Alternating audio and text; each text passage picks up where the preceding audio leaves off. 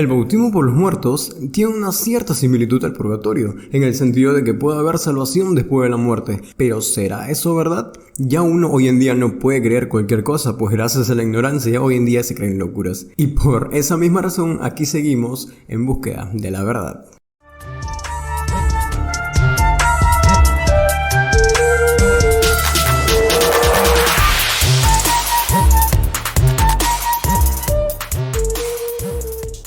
El bautismo por o a favor de los muertos consiste en que una persona puede bautizarse por otra, por ejemplo un familiar, y cuando se realiza este acto, los ángeles le predican a la persona por la que te bautizaste en su lugar, y ésta tiene la decisión de aceptar o rechazar ese evangelio. Pero bueno, ¿quién no aceptaría ya habiendo estado muerto, verdad? El único versículo que literalmente habla de este rito es 1 Corintios 15:29, de lo cual, si lo vemos en el contexto del capítulo, habla de la veracidad de la resurrección de Jesucristo, y podemos ver en el versículo 12 de este capítulo que dice: pero si se predica de Cristo que resucitó de los muertos, ¿cómo dicen algunos entre vosotros que no hay resurrección de muertos? Algunos entre vosotros, en comillas, quiere decir que dentro de la congregación en la iglesia de Corinto había algunos que no creían en la resurrección, y así en el transcurso se llega al versículo 29 que dice: de otro modo, ¿qué harán los que se bautizan por los muertos si en ninguna manera los muertos resucitan? ¿Por qué pues se bautizan por los muertos? Pablo está aquí hablando en tercera persona, no está hablando en primera, pues no dice nosotros o nos bautizamos, haciendo referencia de que lo que realizan este rito no era permitido por Pablo. Pero a la verdad este versículo es un texto ambiguo, y como sabemos no podemos sacar nunca toda una doctrina de un solo versículo, menos leyéndolo superficialmente. Entonces veamos bíblicamente y contextualmente si este rito es permitido en la iglesia.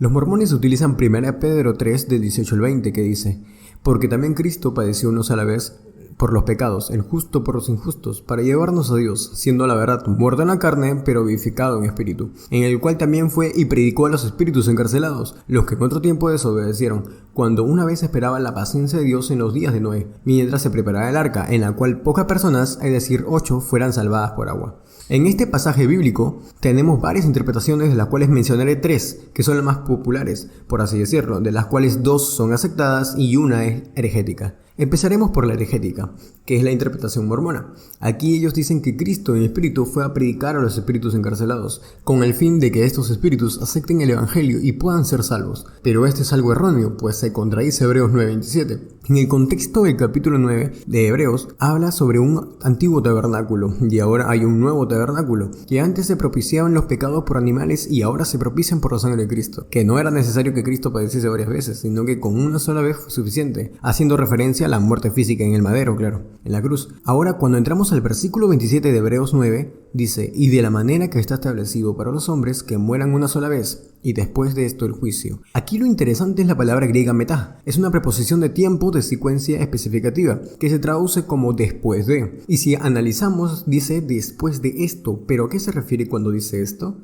Y de la manera que está establecido para los hombres que mueran una sola vez, haciendo referencia a la muerte física. Entonces eso quiere decir que cualquier ser humano después de su muerte será el juicio, y no hay un tipo de bautismo, porque después de la muerte no hay salvación. La segunda interpretación se basa en la frase del versículo 19, en el cual también fue y predicó a los espíritus encarcelados. La palabra predicó en griego es keruizo, y significa predicar, pregonar, proclamar, publicar, heraldo, divulgar. Bueno, con esto dicen que Jesucristo fue a proclamar su victoria sobre los espíritus encarcelados. Y bueno, no es una interpretación que sea heregética y tampoco es que sea inválida, pero aún así no podemos afirmarla. La tercera interpretación, que personalmente creo que es la que se trata, de que Cristo predicó a los espíritus encarcelados, la generación perversa de Noé, lo podemos ver por el versículo 20, a través de Noé, ya que este era profeta y tenía el espíritu de Cristo según 1 Pedro 1:10. Los profetas que profetizaron de la gracia destinada a vosotros, inquirieron y diligentemente indagaron acerca de esta salvación, escudriñando qué persona y qué tiempo indicaba el espíritu de Cristo que estaba en ellos,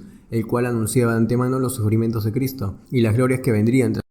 Y la primera carta de Pedro fue escrita en el año 64-65 después de Cristo, y en el contexto histórico de la carta era el reinado de Nerón, y este reinó del año 54 hasta el año 68 después de Cristo. Podemos decir que los cristianos en ese momento eran perseguidos y lo pasaban de lo peor, al igual que el tema central de la carta de Pedro, que era vivir conforme a la voluntad de Dios mediante la fe que tenían dentro ante las adversidades, pues tendría mucho sentido con esta tercera interpretación.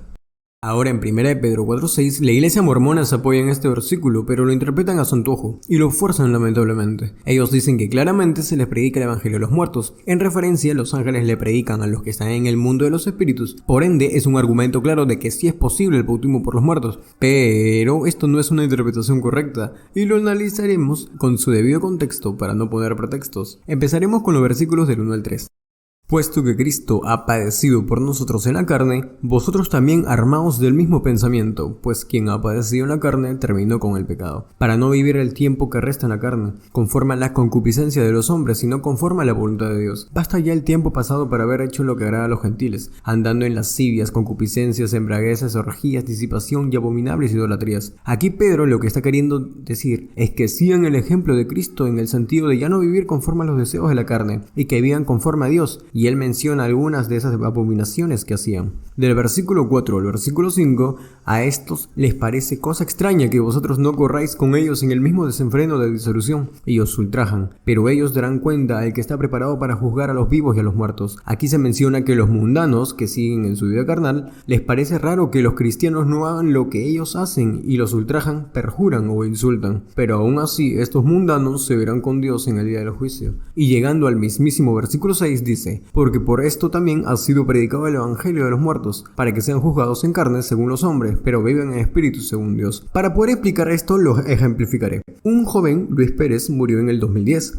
Este fue cristiano por 20 años y desde que se convirtió a Cristo vivió conforme al agrado de Dios. En el transcurso de su vida como cristiano, sus amigos se burlaban de él, porque este no hacía lo que ellos hacían, vivir en su vida carnal. Pero a pesar de insultos y ofensas, él prefirió vivir por el Espíritu agradando a Dios que vivir por la carne. Ahora dice: porque por esto, o sea, porque por esa razón que menciono en los versículos del 1 al 5, ha sido predicado el evangelio a los muertos, o sea, a las personas que hoy en día están muertas, pero cuando estaban vivas se le predicó el evangelio, para que sean juzgados en carne según los hombres, en el sentido de que para que humanamente sean juzgados por las personas en este mundo, pero vivan en espíritu según Dios, en el sentido de que a pesar de muchos insultos o pruebas, vivan en espíritu al agrado y la voluntad de Dios. En pocas palabras, Pedro se está utilizando de ejemplo a las personas que en ese presente estaban muertas, pero que cuando estaban en vida se les predicó el evangelio y con todo lo que se les venía en su vida, estos sean juzgados humanamente en carne, pero vivan conforme a Dios en espíritu. Y ahora con Hebreos 6 del 1 al 2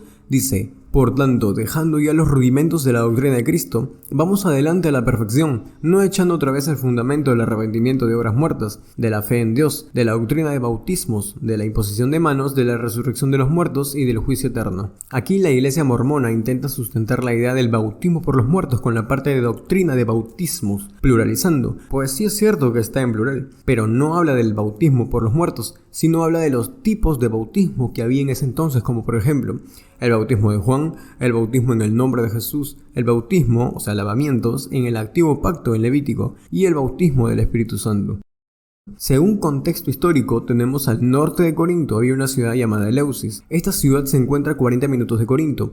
Era el centro de una religión pagana donde se practicaba el bautismo en el mar de aquellos que deseaban asegurar una buena vida después de la muerte. También practicaron el bautismo en sangre de toro, que se llama taurobolio, al igual que el bautismo o lavamiento por conmiseración de muertos. De hecho, esta religión fue mencionada por Homero en el himno de Demeter, en las páginas 478-479, en la sección obligatorio, pues la ciudad de Corinto era una ciudad metrópolis. Obviamente esta era influenciada en todos los sentidos y la iglesia de Corinto estaba siendo influenciada por las prácticas religiosas de la ciudad de Eleusis, donde, como dijimos antes, se practicaba el bautismo en conmiseración de los muertos, y esta religiosidad eleusiana ocurría en el tiempo helenístico. El bautismo vicario fue practicado por los marcionistas. Estos se pueden saber por la carta de Tertuliano llamada Contra Marción, al igual que los celeronitas y también montanistas, pues justamente todas estas doctrinas eran herejías, pues no creían que Jesucristo era el Hijo de Dios, ni el Mesías, y también creían que todavía se debía cumplir la ley. Y por último, este rito se encuentra actualmente practicado por la iglesia mormona. Vaya dato perturbador. Como sabemos por la historia, esta clase de bautismo fue practicado por los marcionistas, entre otras más sectas del siglo II. Según el erudito del Nuevo Testamento del Dr. Craig Blomberg, nos dice lo siguiente: los padres de la iglesia primitiva aluden a ciertas prácticas entre los grupos gnósticos del siglo II que llevaban a creyentes vivos a bautizarse por aquellas personas de su secta que habían muerto sin bautizarse. Según Tertuliano en la carta contra Marción, Crisóstomo en homilía sobre 1 Corintios, Epifanio en Herejías 28 y Filastrio en Herejías 49. Teniendo en cuenta las tendencias de los corintios hacia las primeras creencias y prácticas gnósticas,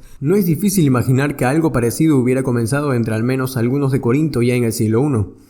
No se pretende que el argumento de Pablo en 1 Corintios 15:29 es fácil de entender. En su propio día, su compañero Pedro reconoció que en las epístolas de nuestro amado hermano Pablo hay algunas difíciles de entender, según de Pedro 3:15-16. Sin embargo, creemos que el que estudia las escrituras con oración pidiendo sabiduría a Dios y leyendo con cuidado será dirigido por una preponderancia de evidencia a concluir que en este versículo el apóstol Pablo no da su apoyo para el bautismo por los muertos. Pero me gustaría saber su opinión después de todo esto en los comentarios. Si les gustó el video, denle un me gusta, compártelo que me ayudaría muchísimo. Nos vemos hasta la próxima, bendiciones.